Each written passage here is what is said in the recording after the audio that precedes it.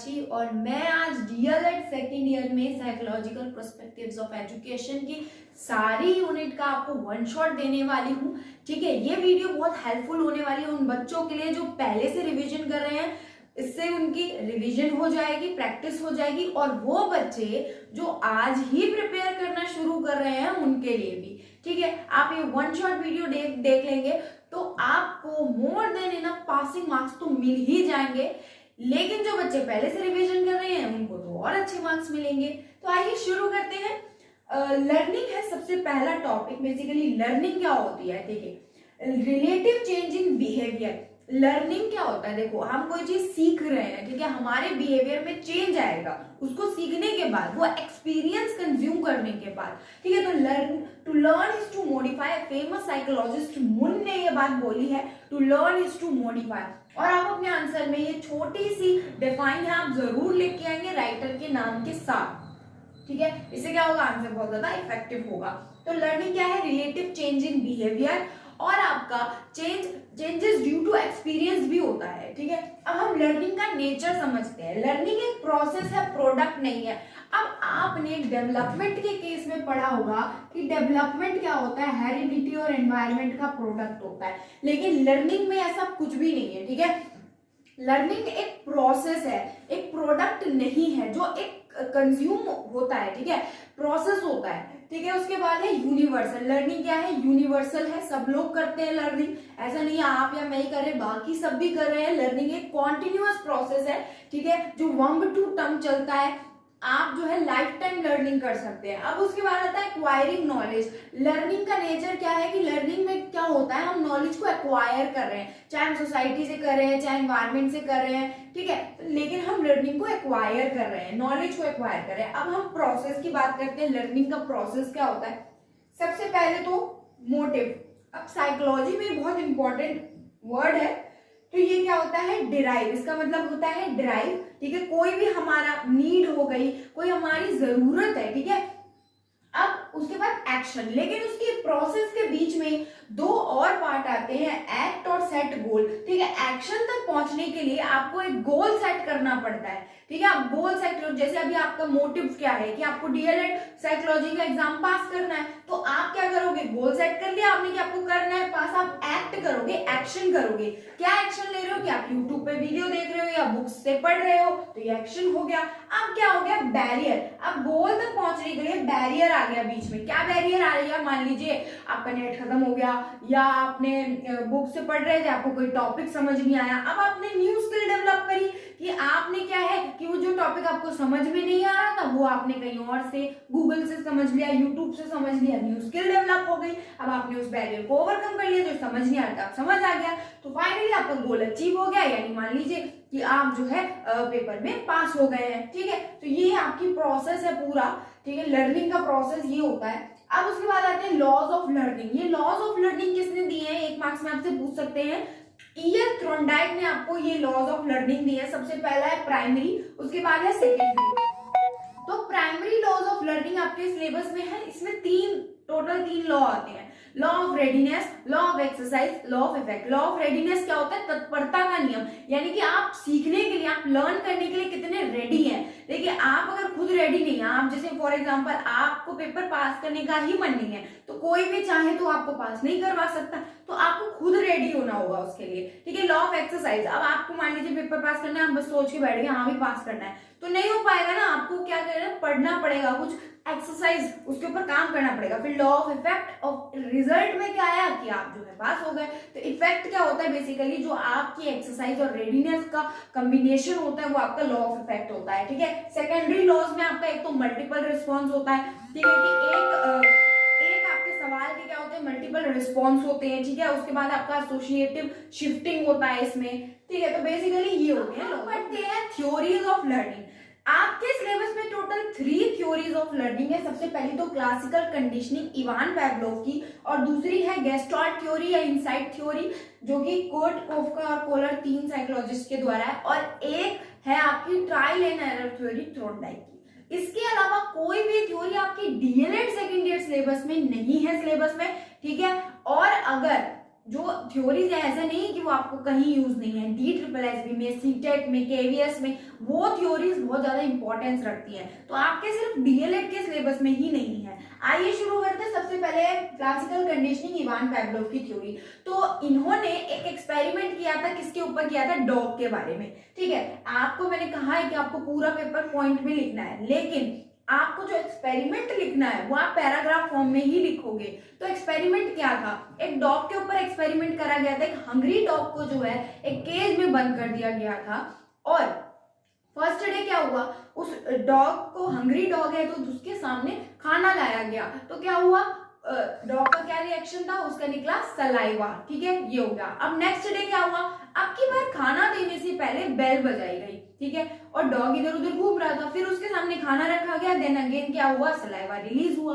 फिर next day क्या हुआ, फिर से बेल बजी, फिर खाना दिया गया। तो धीरे धीरे क्या है, डॉग को एक कंडीशनल स्टिमुलस, कंडीशनल स्टिमुलस क्या है? बेल। ठीक है, कंडीशनल स्टिमुलस क्या है? बेल, वो दिया जाने लगा। अब धीरे धीरे डॉग भी समझ गया कि ये लोग पहले बेल बजाते हैं फिर मुझे खाना देते हैं। तो अब क्या होने लगा, जैसे ही बेल बजती थी डॉग का सलाइवा रिलीज होने लगता था। पहले सलाइवा कब रिलीज होता था? जब खाना सामने आता था। अब बेल बजती है वैसे ही सलाइवा रिलीज होता है, क्योंकि डॉग इस बात को जानता है कि पहले बेल बजती है फिर उसको खाना मिलता है। ठीक है, तो ये कंडीशनल स्टिमुलस क्या है यहाँ पे? बेल। और अनकंडीशनल स्टिमुलस क्या है? यहाँ पे फूड। ठीक है, और रिस्पॉन्स क्या है? रिस्पॉन्स है सलाइवा जो रिलीज हो रहा है डॉग का। ठीक है, अब हम इसके एजुकेशनल इम्प्लीकेशन करते हैं। ये थ्योरी थी, ये सिंपल सा एक्सपेरिमेंट है इसका। ठीक है, बहुत इजी है। ठीक है, इसका मतलब ये होता है कि जो डॉग है उसको एक टाइम के बाद खुद ही समझ आ गई कि पहले बेल बजती है फिर खाना आता है। तो कंडीशनल स्टिमुलस और रिस्पॉन्स थ्योरी में ये आपके रिस्पॉन्सेस और कंडीशन बेस्ड पर ये थ्योरी इवान पैवलोव ने बनाई है। अब इसके एजुकेशन में क्या इम्प्लीकेशन है? सबसे पहला, हैबिट फॉर्मेशन, बच्चों में क्या है? हैबिट फॉर्म होती है।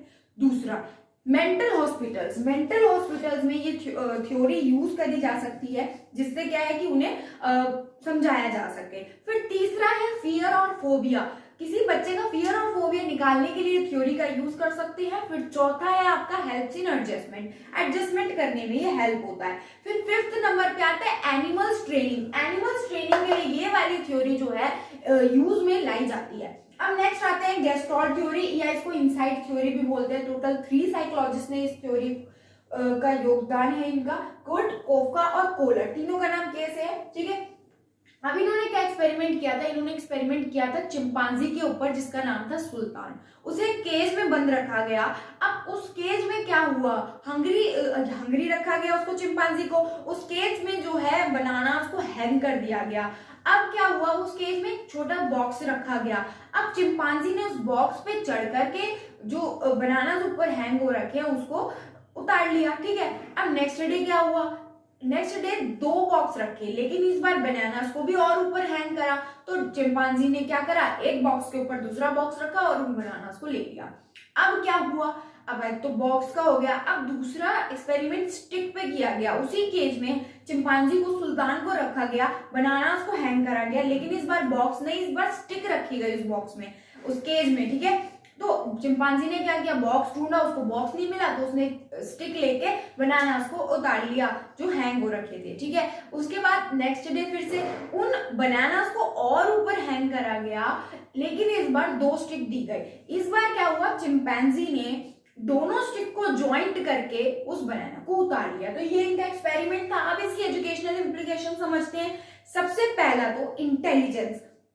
अब एक बात बताओ मुझे, अगर उस केज में डॉग को, कैट को या रैट को, कोई और एनिमल को रखा होता तो क्या ये एक्सपेरिमेंट हो पाता? नहीं हो पाता। चिंपांजी का लेवल ऑफ इंटेलिजेंस बाकी एनिमल्स से ज्यादा है, इसीलिए उसको केज में रखा गया। अब दूसरे नंबर पे आता है कि हायर नॉलेज। वही बात है कि हायर नॉलेज डेवलप करने के लिए, क्योंकि स्टिक को स्टिक से ज्वाइन करना ये तो हायर नॉलेज है। ठीक है, उसके बाद है प्रीवियस नॉलेज। प्रीवियस नॉलेज कैसे, क्योंकि चिंपांजी ने यूज करा ना, कि पहले उसने सोचा कि हाँ कल तो मैंने एक बॉक्स रख के ही बनाना निकाल लिया, अब उसने प्रीवियस नॉलेज का यूज करा, इसीलिए दूसरा बॉक्स ऊपर रखा। ठीक है, उसके बाद क्या है आपका transfer of learning, transfer learning हुई और प्रॉब्लम सॉल्विंग। ठीक है, अब हम करते हैं एक और theory, trial and error theory, जो कि ईएल थॉर्नडाइक ने दी थी। इन्होंने एक्सपेरिमेंट किया था कैट पर पजल बॉक्स में। अब क्या हुआ, एक कैट को जो है, हंग्री कैट को जो है पजल बॉक्स में रख दिया गया, ठीक है, और उस पजल बॉक्स में एक प्रेस बटन लगाया गया, जिससे वो प्रेस बटन को प्रेस करने से वो केज खुल जाता है। अब उस कैट को उस पजल बॉक्स में रखा गया और उसके बाहर जो है खाना लाके रख दिया गया, ठीक है। अब जो कैट है वो हंग्री थी, अब उसको नहीं पता वो इस केज से कैसे बाहर निकले, तो उसने क्या किया, वो पजल बॉक्स के हर एक साइड पे, हर एक कोने पे जाके प्रेस करती कि कहीं से तो ये बॉक्स खुलेगा। उसने बहुत कोशिश करी, ठीक है। आयरन बार का वो पजल बॉक्स था, ठीक है। तो क्या हुआ, उसने कोशिश करी, एक जगह वो प्रेस करती थी, नहीं होता था, तो वो उस जगह दोबारा नहीं जाती थी, वो दूसरी जगह ट्राई करती थी तो नहीं होता था, दूसरी जगह भी नहीं होता था, तीसरी जगह बटन को ट्राई करती थी। ऐसे करते करते फाइनली उसने प्रेस बटन को हिट किया और वो पजल बॉक्स खुल गया और उसने खाना खा लिया। तो बेसिकली ये ट्रायल एंड एरर थ्योरी है। इसमें क्या है कि बच्चा जो है, अगर एक जगह इंडिविजुअल, कोई बच्चा भी कोई इंडिविजुअल है, अगर एक जगह से उसका काम नहीं हो पाया है, ठीक है, अगर वो नहीं, उसकी ट्रायल करा उसने, ठीक है, और लेकिन तब भी प्रॉब्लम सॉल्व नहीं हो पा रही है, तो वो अलग एस्पेक्ट्स को टच करेगा और जैसे ट्राई करते करते, ट्राई करा एरर आया, ट्राई करा एरर आया, ऐसे करते करते फाइनली वो जो है गोल को अचीव कर लेगा। तो इस थ्योरी में टोटल 3 डिफाइन दी हुई है। सबसे पहला क्या है, ड्राइव। ड्राइव का मतलब होता है मोटिव। अब उस कैट का मोटिव क्या था, उस बॉक्स से बाहर जाना और खाना खाना। हर्डल्स क्या आए, हर्डल्स आए कि वो कोशिश करिए, ट्राई करिए, पर वो नहीं पहुंच पा रही है प्रेस बटन तक। फाइनली जब वो है, गोल क्या है, जब वो फाइनली उसने उस प्रेस बटन को हिट कर दिया। अब एजुकेशनल इम्प्लीकेशन क्या है इसकी, सबसे पहला तो वही कि हैबिट फॉर्म होती है, ठीक है। दूसरे नंबर पे आता है कि स्किल्स सीखते हैं, ठीक है। तीसरे नंबर पे आते हैं रिपीटिशन की प्रैक्टिस आती है, ठीक है। अब उसके बाद आता है आपका रेडीनेस। अब एक बात बताओ, वो कैट जो है उस पजल बॉक्स में सबको छोड़ छाड़ के सो जाती, तो क्या ये एक्सपेरिमेंट सक्सेसफुल हो पाता? नहीं। तो आपको रेडीनेस होना होगा। कैट जो है वो रेडी थी उस बॉक्स से बाहर निकलने के लिए एट एनी कॉस्ट, ठीक है। उसके बाद क्या है, एक्सपीरियंस बढ़ता है इस लॉ से, ठीक है। और इसमें role of reward and intelligence के बारे में। इंटेलिजेंस क्या है, ये 3 की टर्म से ये समझा जा सकता है, एबिलिटी टू एडजस्ट, ऐसी एबिलिटी जो आप जो है किसी भी सिचुएशन में एडजस्ट कर ले, ठीक है, वो क्या होती है, इंटेलिजेंस होती है। फिर आता है एबिलिटी टू लर्न, किसी भी सिचुएशन में, किसी भी पर्टिकुलर पीरियड ऑफ टाइम में आप लर्न कर सके, ठीक है, कोई भी एक्टिविटी, स्किल्स को सीख सके, वो क्या होती है, इंटेलिजेंस। तो इंटेलिजेंस की अगर डिफाइन पूछेगा तो आपको ये 3 की टर्म्स लिखने हैं और इनके आगे 3-4 लाइन की आपको एक्सप्लेनेशन देनी है। उसके बाद है ability to abstract thinking. Abstract thinking क्या होता है, अमूर्त चिंतन, ठीक है। इसमें क्या होता है कि आप जो है अपने इमेजिनेशन से किसी चीज को सोच सकते हो, थिंक कर सकते हो, ठीक है, अपने थॉट्स को एक्सप्रेस कर सकते हो, तो वो होती है इंटेलिजेंस, ठीक है। ये हो गई आपकी इंटेलिजेंस की डिफाइन के की टर्म्स। अब एक फेमस साइकोलॉजिस्ट ने इंटेलिजेंस की डिफाइन दिया, आप लिख लेंगे, intelligence is the capacity of flexible adjustment. Burt ने ये डेफिनेशन दी है, intelligence is the capacity of flexible adjustment. आप अपने पेपर में जरूर लिख के आएंगे अगर इंटेलिजेंस पे क्वेश्चन बनता है तो। अब हम इंटेलिजेंस के कैरेक्टरिस्टिक्स पढ़ते हैं। इनेट पावर, ठीक है, जो पोटेंशियल होता है, जो इनेट पावर होती है, वो क्या होती है, हमारे इंटेलिजेंस का पार्ट होती है, ठीक है। उसके बाद product of heredity and environment. Intelligence क्या है, हमारे ट्रेड्स का, हमारे हेरिडिटी का, ठीक है, हमारे जीन्स का और एनवायरनमेंट का प्रोडक्ट होता है, ठीक है। एडजस्टमेंट, उसके बाद इंडिविजुअल टू इंडिविजुअल। इंटेलिजेंस क्या है, यूनिवर्सल नहीं है, इंडिविजुअल टू इंडिविजुअल जो है डिफर करती है, हर इंडिविजुअल का लेवल ऑफ इंटेलिजेंस अलग होता है। अब इसमें कन्वर्जेंट थिंकिंग और divergent thinking seated point of view से भी बहुत इंपॉर्टेंट है। डाइवर्जेंट थिंकिंग क्या होता है, आउट ऑफ द बॉक्स जाके बच्चा सीखता है, ठीक है। इसमें एक क्वेश्चन के मैनी आंसर हो सकते हैं, इसमें आपका ब्रेन स्टॉर्मिंग भी आता है, ठीक है। और इसमें कंस्ट्रक्टिविज्म होता है, क्रिएटिव चाइल्ड होता है, ठीक है। अब वन आंसर और लिमिटेड किसमें होता है, कन्वर्जेंट थिंकिंग में, यानी लिमिटेड कंसेप्ट एरिया और आंसर जो है वो भी एक ही आंसर होगा, एक क्वेश्चन का एक आंसर, यानी कि बहुत ज्यादा रिजिड अप्रोच है। अब आते हैं हम यूनिट नंबर 2 पे। यूनिट नंबर 2 में बहुत सारे सब टॉपिक्स हैं, तो ये 3 सब टॉपिक्स हैं जो इंटर रिलेटेड है, मैं आपको एक साथ पढ़ाती हूँ, ठीक है। सबसे पहले हम आते हैं नीड पे। नीड क्या होता है? Condition that arouse to act toward goal. Need यानी हमारी कोई भी जरूरत। अभी जैसे इसी टाइम पे आपकी क्या जरूरत है? आपकी जरूरत है कि आपको डीएलएड साइकोलॉजी में पास होना है, ठीक है। तो आपकी कंडीशन क्या है? आप एक सिचुएशन में हो जहां पे आपको पेपर के लिए पढ़ना है, to act toward the goal, जहां पे आपको पढ़ना पड़ेगा, ठीक है। आप अपने गोल की तरफ एक्ट करोगे, तो दैट इज नीड। अब नीड के टाइप्स बहुत इंपॉर्टेंट है, पेपर में आ सकते हैं, आप 1 बाय 1 लिख लीजिए अपनी नोटबुक में, ठीक है। सबसे पहले, अच्छा, ये टाइप्स ऑफ नीड किसने दिए हैं? अब्राहम मैस्लो ने दिए। और किस थ्योरी के अंदर दिए हैं? Hierarchy need of theory. ये 1 मार्क्स में पूछा जा सकता है। अब टाइप समझते हैं। सबसे पहला टाइप है बेसिक नीड्स और फिजियोलॉजिकल नीड्स, जिसको हम बोलते हैं। इसमें क्या है? Need of food, home, shelter, इस सब की नीड, ठीक है। रोटी, कपड़ा, मकान, जो बेसिक नीड है, जिंदा रहने के लिए जरूरी है, वो आपका बेसिक नीड्स में आता है। उसके बाद सेकंड नंबर पे सेफ्टी नीड। इसमें क्या है? सिक्योरिटी के जरूरत होती है, सिक्योरिटी की नीड है, वो इसमें आता है, ठीक है। अब थर्ड नंबर पे क्या है? अब आपको बेसिक नीड्स मिल गई, आपको सिक्योरिटी मिल गई। अब थर्ड नंबर पे आता है need of love and belongingness, यानी कि लव और बिलोंगिंगनेस, जैसे रिलेशंस हो गए, फ्रेंड्स हो गए, फैमिली हो गए, रिलेटिव्स हो गए, ये सब किस में आते हैं? लव एंड बिलोंगिंगनेस नीड में आते हैं, ठीक है। अब फोर्थ नंबर पे आते हैं एस्टीम नीड। इसमें क्या होता है? Need of respected in the society, ठीक है। आप सोसाइटी में एक रिस्पेक्टेड प्लेस पर हो, उसकी नीड क्या होती है? आपकी एस्टीम नीड्स में आती है। अब फिफ्थ नंबर पे आता है सेल्फ एक्चुअलाइजेशन नीड। ये होती है, ये जानने की आइडेंटिटी क्राइसिस इसमें होता है। ये नीड वो होती है, ये सवाल का जवाब देने की कि हु एम आई,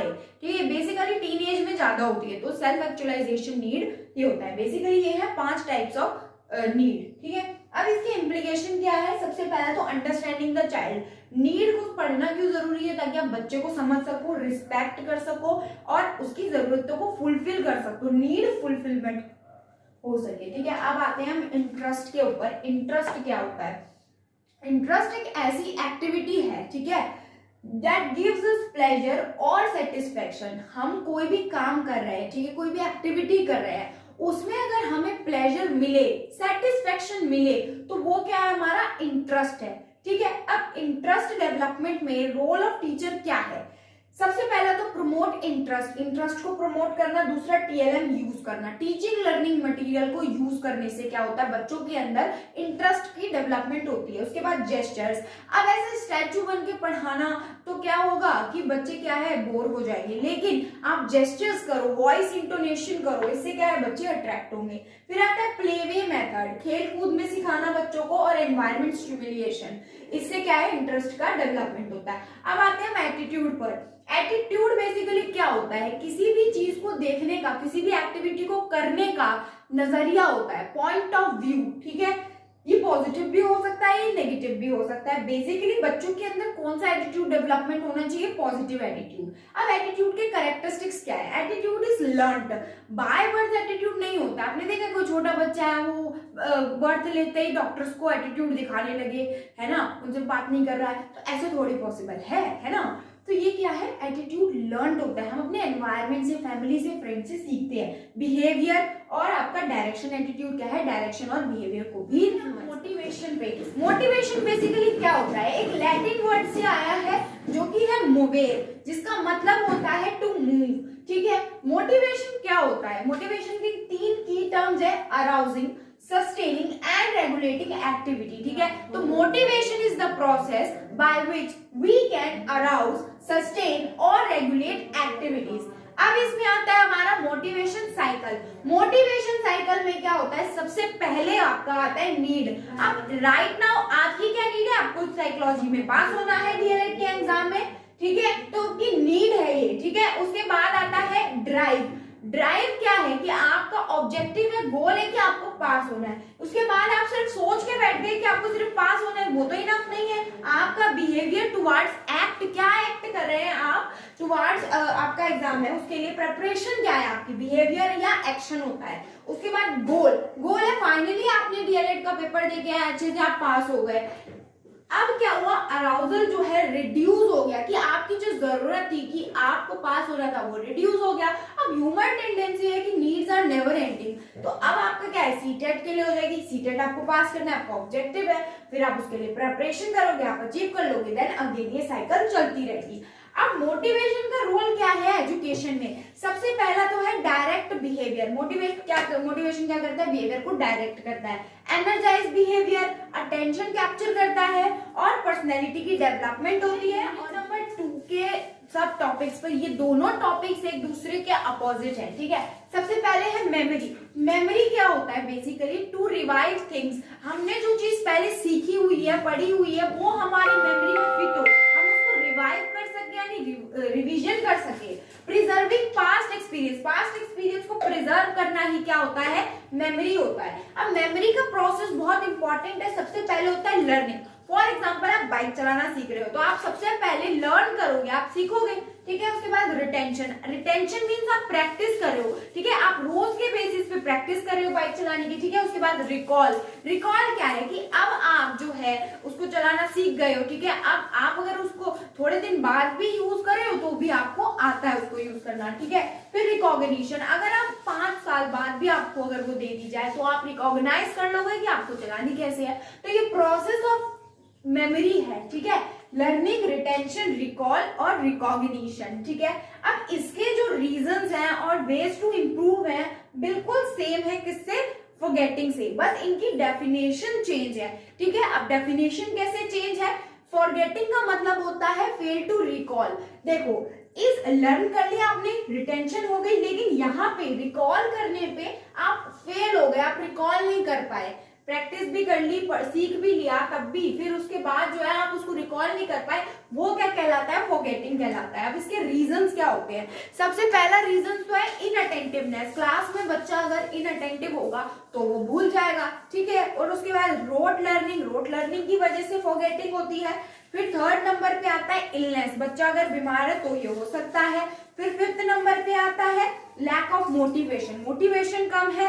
फिर 6th नंबर पे आता है लैक ऑफ प्रैक्टिस, प्रैक्टिस की कमी की वजह से ये होता है। तो रीजन जो है दोनों के सेम ही है। अब वेज टू इंप्रूव भी सेम है। क्या है? सबसे पहले निमोनिक्स। निमोनिक्स क्या होता है? कोई भी चीज को आप अगर ट्रिक से याद करते हो तो वो आपका निमोनिक्स होता है। नो रोट लर्निंग, जो रोट लर्निंग है कि आप रट रट कर पढ़ रहे हो, वो नहीं होना चाहिए। बच्चे क्या है अंडरस्टैंड करके पढ़ेंगे तो उनकी मेमोरी स्टेबल करेगी। और लर्निंग बाय डूइंग, ठीक है, करके सीखने से बच्चा याद रखता है। लिंकिंग नॉलेज, पास्ट एक्सपीरियंसेस को, प्रीवियस नॉलेज को आप प्रेजेंट नॉलेज से लिंक करके। अब आते हैं हम इस यूनिट के लास्ट टॉपिक पे, वो क्या है? Transfer of learning. Transfer of learning क्या होता है? Basically use of learning. आपने जो पढ़ा आप उसका यूज कर रहे हो, ठीक है, आप उसको रियल लाइफ में एप्लीकेट कर रहे हो। Implications in real life is transfer of learning, ठीक है। इसमें क्या है? Learn in one situation, use in other, ठीक है। आप जो एक सिचुएशन में आपने पढ़ा है, ठीक है, वो आप दूसरी सिचुएशन में यूज कर रहे हो, तो that is what? That is transfer of learning,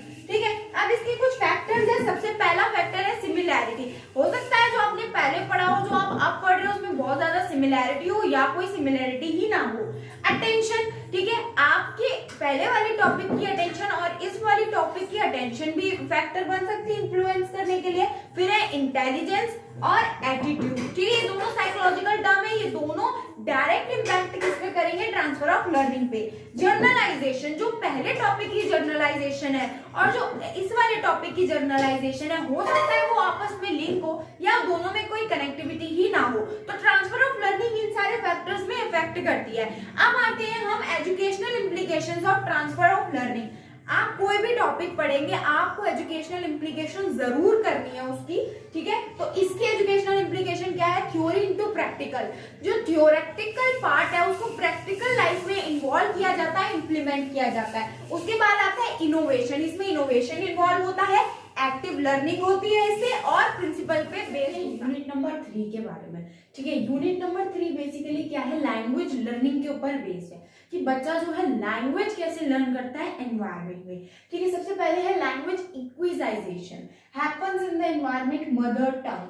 तो लैंग्वेज इक्विजाइजेशन, देखो बच्चा होता है, छोटा सा बच्चा होता है, वो क्या है अपने आसपास अपने पेरेंट्स को, अपने फ्रेंड ग्रुप को बात करते हुए देखता है, तो लैंग्वेज को क्या करता है? इक्विजाइज करता है। अब जैसे इंडिया में क्या है, छोटे बच्चे क्या बोलते हैं? मोस्टली बच्चे क्या हिंदी का यूज करते हैं। अब क्यों? क्योंकि वो अपने आसपास अपने पेरेंट्स को वही भाषा बोलते हुए देख रहे हैं। तो जो भाषा आसपास उनके हो रही होती है और वो इक्विसाइज करते हैं, उसके लिए उन्हें सीखने की जरूरत नहीं है, ठीक है। वो उसको इक्विसाइज करते हैं, अडेप्ट करते हैं। वो क्या होती है? मदर टंग होती है। तो लैंग्वेज इक्विजाइजेशन उस लैंग्वेज का होता है जो हमारी मदर टंग होती है। अब लैंग्वेज लर्निंग क्या होता है? लैंग्वेज लर्निंग होता है जो आप फॉर्मली सीखते हो। बच्चा बेसिकली स्कूल में जाता है, थोड़ा प्री प्राइमरी में आता है, प्राइमरी में आता है, दूसरी लैंग्वेज सीखते हैं। मोस्टली बच्चे क्या इंग्लिश सीखते हैं, ABCD, तो फॉर्मल वे में तो सीख रहे हो, सीधे थोड़ी आपको इंग्लिश के वर्ड्स पता है। हिंदी में क्या है कि आपकी जो मदर टंग है, आपको सीधे वर्ड्स पता है कि मम्मा, पापा या पानी, ये सब हिंदी वर्ड्स हैं, ठीक है। तो सीधे बच्चे को वो पता है। लेकिन इंग्लिश में ABCD से फॉर्मली बेसिकली स्टार्ट कराया जाता है, ठीक है। तो क्या है? वो लैंग्वेज लर्निंग है। जो सेकंड लैंग्वेज है बच्चे की, वो फॉर्मली वे में लर्न करता है, ठीक है। अब इसके बाद आता है role of early home training.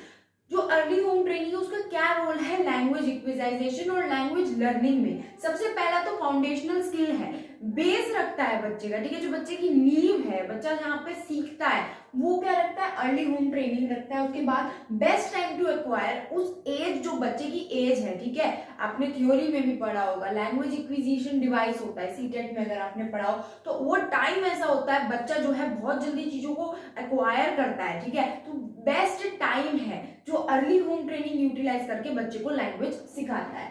Linking to society, society से लिंक करते हैं, एनवायरमेंट का स्टिमुलेशन करते हैं, और इमिटेशन ही करता है। छोटा बच्चा क्या करता है? बेसिकली अपने पेरेंट्स को बात करते हुए देखता है, आपस में समाज को बात करते हुए देखता है, वही सीखता है, वही शब्द वो सीखता है, ठीक है। अब यहाँ पे आते हैं फैक्टर्स अफेक्टिंग आपके लैंग्वेज लर्निंग। तो क्या है? लैंग्वेज लर्निंग में दो आप सब हेड्स लिखोगे, सोशल फैक्टर्स और साइकोलॉजिकल फैक्टर्स। अब सोशल फैक्टर्स के भी पार्ट लिखोगे, ऐसे पार्ट लिख के नहीं छोड़ना है, आपको ये भी एक्सप्लेन करने हैं। बेशक से 2-3 लाइनों में करो, लेकिन करने हैं।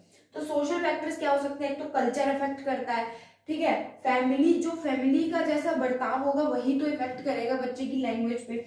पीयर ग्रुप, जो बच्चे के साथी होंगे, वो इफेक्ट करते हैं। अब साइकोलॉजिकल क्या है कि बच्चे का एटीट्यूड ही नेगेटिव है, ठीक है। तो वो क्या है? वो भी वैसे एटीट्यूड भी नेगेटिव है, तो वो भी किस वजह से होगा? एनवायरनमेंट में ऐसा हुआ है, इसलिए उसका एटीट्यूड नेगेटिव है, ठीक है। और इंटरेस्ट बच्चे का डेवलप नहीं है, बच्चे की इंटेलिजेंस लेवल बहुत कम है, इस वजह से हो सकता है कि वो लैंग्वेज लर्निंग करने में प्रॉब्लम। अब इसी यूनिट में हम आते हैं लैंग्वेज डेवलपमेंट पे। तो लैंग्वेज डेवलपमेंट बेसिकली क्या होता है? एक प्रोसेस होता है, the process through which we gain ability to comprehend and communicate our perspectives, our point of view to others, ठीक है। तो लैंग्वेज डेवलपमेंट बेसिकली क्या होती है? ऐसी डेवलपमेंट जो इंडिविजुअल में ग्रो करने के दौरान हो रही है, ठीक है। और बच्चा क्या है? इंसान क्या, इंडिविजुअल क्या है? अपनी जो एक सेल्फ एक्सप्रेशन, अपना जो थॉट है, वो दूसरों को एक्सप्लेन कर सके, कम्युनिकेट कर सके। अब जैसे मैं वीडियो बना रही हूँ, ठीक है, तो मैं क्या है? अपना थॉट आपसे शेयर कर रही हूँ, कम्युनिकेट कर रही हूँ। तो क्या मीडियम है हमारे बीच में? लैंग्वेज का मीडियम है, ठीक है। अब हम स्टेजेस ऑफ लैंग्वेज डेवलपमेंट पढ़ते हैं। जब आफ्टर बर्थ, ठीक है, इन्फेंसी स्टेज है, बेसिकली इसको इन्फेंसी स्टेज भी बोलते हैं। तो इसमें क्या है? 0 to 6 मंथ का ये होता है। इसमें बच्चे की लैंग्वेज क्या होती है? बच्चे की लैंग्वेज बेसिकली क्या होती है कि बच्चा है रो के बताता है अपनी माँ को कि अब उसे भूख लगी है, उसे सोना है। फिर उसके बाद आती है कूइंग, वो भी इसी स्टेज में आती है। क्विंग क्या होता है? बच्चा जो है कू कू ऐसी छोटी मोटी आवाजें निकालने लगता है इस स्टेज में। फिर आती है बैबलिंग स्टेज, बैबल स्टेज, यानी बड़बड़ाना तरीके से बोल सकते हैं। 6 to 9 मंथ का जब बच्चा होता है तो ये स्टेज होती है, ठीक है। इसमें ऐसे छोटे मोटे बिल्कुल साउंड जो है बच्चा निकालता है, ठीक है। उसके बाद है 1 वर्ड स्टेज, 9 to 18 मंथ की होती है, ठीक है। इसमें क्या है? बच्चा 1-2 वर्ड सीख जाता है। वो 1-2 वर्ड क्या होते हैं? मम्मा, पापा, पानी, दादा, दादी, ये सारे वर्ड छोटे मोटे, ठीक है। उसके बाद टेलीग्राफिक स्पीच, यहाँ पे टेलीग्राफिक स्पीच है, ठीक है। तो वो क्या है? 18 to 24 मंथ का जब बच्चा होता है तो वो सीखता है। बेसिकली इसको 2 वर्ड स्टेज भी बोलते हैं, ठीक है। जैसे मम्मा, पानी, ऐसे छोटे मोटे वर्ड्स, ठीक है। उसके बाद मल्टी वर्ड स्टेज आती है। इसमें क्या है? बच्चा पूरे पूरे सेंटेंस को बोलने लगता है, ठीक है। जैसे मम्मा मुझे पानी चाहिए, ऐसे पूरी लाइन बच्चा जो है बोलने लगता है। तो ये स्टेजेस बहुत इंपॉर्टेंट है, पेपर में पूछी जा सकती है। अब आते हैं हम जो फैक्टर्स अफेक्ट करते हैं लैंग्वेज डेवलपमेंट को। फिजिकल हेल्थ, बच्चे की फिजिकल हेल्थ नहीं है तो उसकी लैंग्वेज डेवलपमेंट में प्रॉब्लम होगी। मेंटल हेल्थ खराब है तो लैंग्वेज डेवलपमेंट में प्रॉब्लम होगी। एनवायरमेंट के इश्यूज हैं, एनवायरमेंट स्टिमुलेशन नहीं है तो होगी। पीयर ग्रुप, ठीक है, पीयर ग्रुप से कनेक्ट नहीं कर रहा है बच्चा तो सीखेगा कैसे, ठीक है। उसके बाद है इंटेलिजेंस, हो सकता है बच्चे का लेवल ऑफ इंटेलिजेंस कम हो जिस वजह से जो है बच्चा लैंग्वेज को कंज्यूम नहीं करता। इस यूनिट में कुछ छोटे छोटे सब टॉपिक्स हैं, उसको कंप्लीट करते हैं। सबसे पहले है ईगोसेंट्रिक। ईगोसेंट्रिक क्या होता है? बेसिकली छोटे बच्चों में ईगोसेंट्रिक स्पीच होती है। ईगोसेंट्रिज्म क्या होता है वैसे तो? सेल्फ सेंटर्डनेस, मतलब जो वर्ल्ड है, जो बच्चे का जो वर्ल्ड है वो उसी के अराउंड रिवॉल्व करता है, ठीक है। थिंकिंग अबाउट सेल्फ, बच्चा क्या है अपने बारे में सोचता है सिर्फ, और सेल्फ कंसर्न है, ठीक है। वो छोटा बच्चा होता है तो वो खुद के कंसर्न के लिए दूसरों को भी हार्म कर सकता है, तो वो होता है ईगोसेंट्रिज्म, ठीक है। उसके बाद है इनर स्पीच। इनर स्पीच क्या होता है? Little voice in the head, ठीक है। लेव वाइगोट्स्की ने ये लाइन बोली है, little voice in the head. Basically क्या है, बच्चे क्यों, बड़े भी, जितने भी इंडिविजुअल है उनके अंदर एक इनर वॉइस होती है। वो क्या होते हैं, अपने आप से बात करते हैं, ठीक है। कई बार हम भी करते हैं कि नहीं यार ये सही नहीं है, गलत है, तो वो क्या है, हम अपने आप से बात करें। इनर स्पीच जो कि लर्निंग में बहुत ज्यादा हेल्पफुल होती है, तो इनर स्पीच आपकी हो गई, ठीक है। उसके बाद हम बात करते हैं लर्निंग बाय लैंग्वेज और लर्निंग अबाउट लैंग्वेज। बच्चे इसमें बहुत ज्यादा कंफ्यूज होते हैं, तो ध्यान से सुन लीजिए। लर्निंग बाय लैंग्वेज क्या है? जैसे फॉर एग्जांपल आप मैथमेटिक्स पढ़ रहे हैं तो आप मैथमेटिक्स किसी लैंग्वेज में पढ़ रहे होंगे, हालांकि मैथमेटिक्स की खुद की लैंग्वेज है, लेकिन आप कोई तो लैंग्वेज यूज कर रहे होंगे जैसे इंग्लिश, हिंदी, ठीक है। तो वो कोई भी सब्जेक्ट आप पढ़ रहे हैं किसी लैंग्वेज के द्वारा, तो वो क्या है आपका लर्निंग बाय लैंग्वेज। समझ गए कि कोई भी सब्जेक्ट कंटेंट पढ़े, हम किसी भाषा में पढ़ते हैं, एक माध्यम होता है। अभी हम और आप बात कर रहे हैं, ठीक है, तो हम और आप क्या है कि एक माध्यम से जुड़े हुए, एक मीडियम से जुड़े हैं, वो मीडियम क्या है, लैंग्वेज, ठीक है। उसके बाद लर्निंग अबाउट लैंग्वेज। अब क्या है, आप लैंग्वेज के बारे में पढ़ रहे हो, आपको पहले संस्कृत पढ़ाई जाती है, वो भी एक लैंग्वेज है, तो उसके बारे में पढ़ाई जा रही है, ठीक है। आप इंग्लिश पढ़ते हो, इंग्लिश के बारे में नाउन, प्रोनाउन, तो आप इंग्लिश के बारे में पढ़ रहे हो। हिंदी पढ़ते हो तो हिंदी को समझते हो आप, लिटरेचर, उसका साहित्य हो गया, लिटरेचर हो गया, ग्रामर हो गया, व्याकरण हो गया, ये सब क्या है, लर्निंग अबाउट लैंग्वेज। आप भाषा के बारे में पढ़ रहे हो, ठीक है। अब हम करते हैं functions of the language. Language की क्या फंक्शंस हैं? सबसे पहला तो डायरेक्टिव फंक्शन। लैंग्वेज क्या है, डायरेक्शन प्रोवाइड करता है। दूसरा एक्सप्रेसिव फंक्शन, सेल्फ एक्सप्रेशन होता है, यानी कि जो हमारे दिमाग में जो थॉट है हम कैसे दूसरे को बता पाते हैं, बोल करके, भाषा के द्वारा, लैंग्वेज के द्वारा। इंफॉर्मेटिव फंक्शन, अगर हमें कोई जानकारी चाहिए, इंफॉर्मेशन चाहिए, हम किसी लैंग्वेज का यूज करके ले पाएंगे। कम्युनिकेटिव फंक्शन, हम आपस में बात कैसे कर पाएंगे, भाषा के द्वारा। सोशल फंक्शन, आप एक सोसाइटी में रह रहे हैं, ठीक है, तो यहाँ पे आपको बात करने के लिए, आपको कम्युनिकेट करने की क्या है, लैंग्वेज की जरूरत पड़ती है। Culture guidance. गाइडेंस क्या होता है, to direct, to lead, to show path, ये इसके की टर्म्स है, ठीक है। जब आप गाइडेंस को एक्सप्लेन करेंगे तो ये की टर्म्स जरूर एक्सप्लेन करेंगे, ठीक है। ये 3 की टर्म्स को 1-2 लाइनों में आप एक्सप्लेन करेंगे इसकी डेफिनेशन में। तो गाइडेंस बेसिकली क्या होता है, जब कोई एक्सपीरियंस पर्सन अनएक्सपीरियंस पर्सन को गाइड करता है, हेल्प प्रोवाइड करता है, ठीक है, वो क्या होता है, गाइडेंस होता है, ठीक है। अब इसके कुछ फंक्शंस हैं। एक तो है इसका orientational function. Orientational function basically क्या होता है, किसी को भी किसी के करियर के बारे में गाइड करना आपका ओरिएंटेशनल फंक्शन होता है। एडजस्टमेंटल फंक्शन क्या होता है, बेसिकली ये होता है कि करंट सिचुएशन में जो प्रॉब्लम अराइज हुई है उसको सॉल्व करके उसके आगे बढ़ना, उस हर्डल को पास करना आपका एडजस्टमेंटल गाइडेंस होती है, ठीक है। उसके बाद डेवलपमेंटल गाइडेंस क्या होती है? डेवलपमेंटल गाइडेंस किसी भी इंडिविजुअल को दी जाती है उसकी सेल्फ डेवलपमेंट के लिए। तो ये है आपके गाइडेंस के कुछ फंक्शन। अब इसकी एजुकेशनल इंप्लीकेशन समझते हैं। सबसे पहला है एजुकेशनल गाइडेंस। एजुकेशनल गाइडेंस क्या होती है, अगर कोई बच्चे को, जैसे बेसिकली बच्चों में होता है, 10th क्लास में होते हैं बच्चे, आगे स्ट्रीम चूज करनी होती है, सब्जेक्ट चूज करना होता है, तो वो गाइडेंस कौन सी है, एजुकेशनल।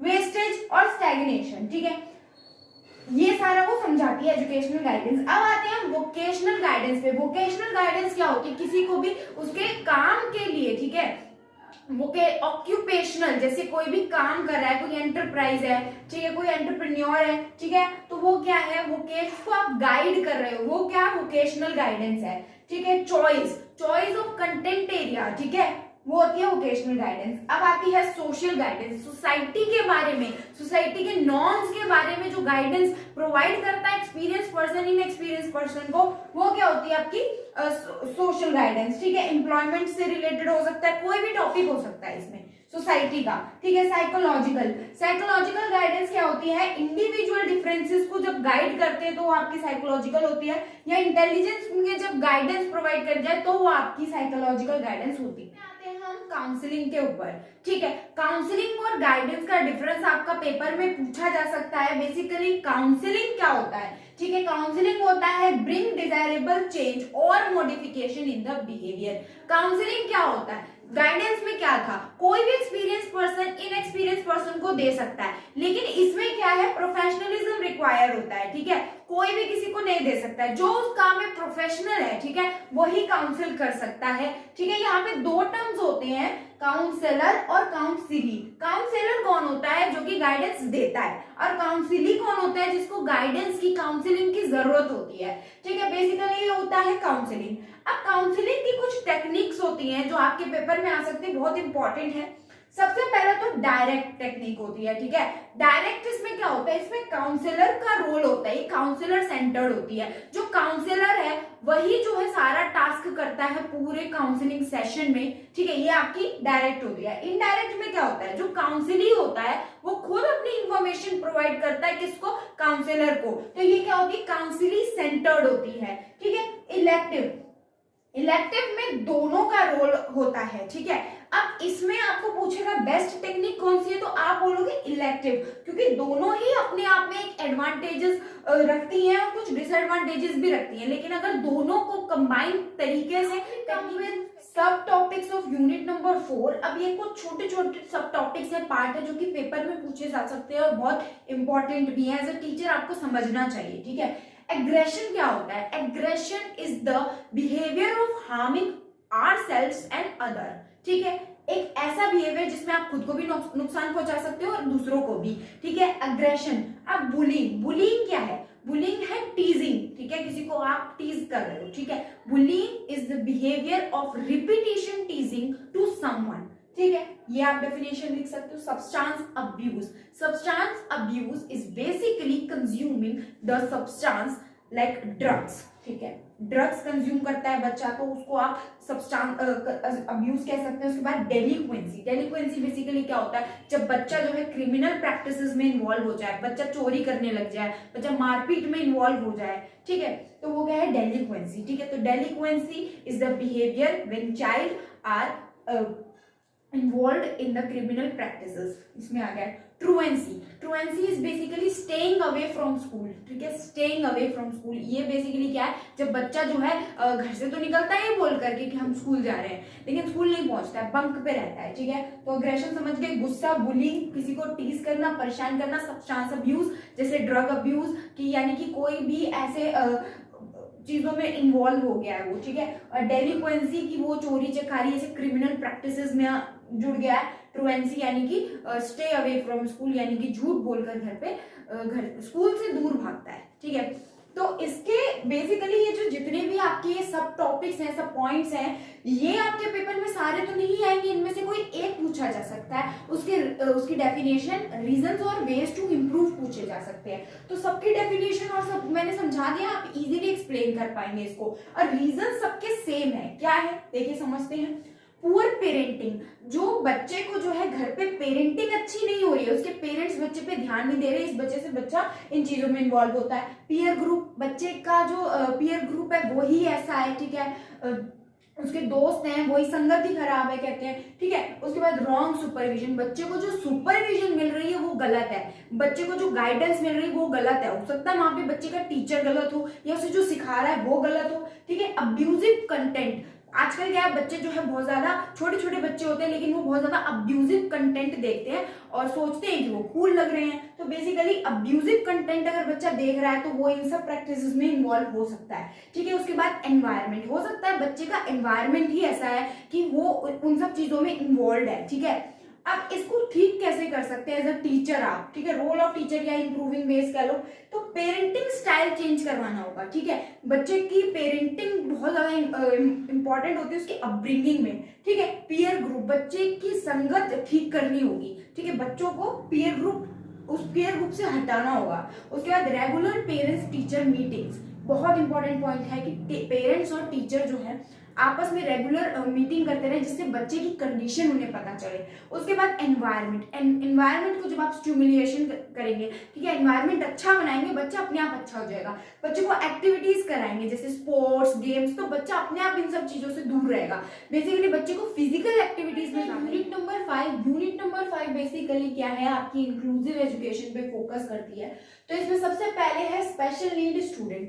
तो स्पेशल नीड स्टूडेंट कौन से होते हैं, वो स्टूडेंट जिनको कुछ स्पेशल नीड की और स्पेशल गाइडेंस की जरूरत होती है, ठीक है। Who are different in ability, work, personality और बिहेवियर, वो बच्चे, ठीक है, जो कि डिफरेंट है अपनी पर्सनैलिटी में, ठीक है, और अपने वर्क में और बिहेवियर में, ठीक है। वो नॉर्मल स्टूडेंट के जैसी नहीं है, वो क्या है, डिफरेंट है अपनी पर्सनैलिटी में और बिहेवियर में। अब हम गिफ्टेड चिल्ड्रन के बारे में समझते हैं। गिफ्टेड चिल्ड्रन वो चिल्ड्रन होते हैं naturally owing higher degree of ability, जैसे कि एल्बर्ट आइंस्टाइन हो गए, एपीजे अब्दुल कलाम हो गए, ये क्या है, गिफ्टेड चिल्ड्रन है, ठीक है। इनको naturally higher degree of intelligence मिला है irrespective of their heredity, traits, environment, ठीक है।